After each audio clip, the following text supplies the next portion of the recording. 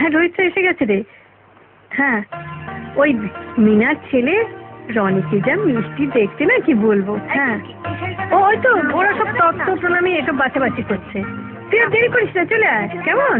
এই দামে রাখ। আচ্ছা রাখছি। আরে পিসিমা, আমাদের জন্য কিছু রেখো। তোরা তো সবটাতেই আমার বেশি বেশি দেখিস। আচ্ছা আমার বলে কিছু আলমারির একটা এখনো খালি পড়ে আছে। এই তো সুযোগ, এই বেলা ওই আলমারিটাকে একবার ঠিকসে ভর্তি করে দাও। কত দাম? চুমকি, এটা দেখতে কেমন লাগবে? এটা একটু বড় লাগছে না বৌদি?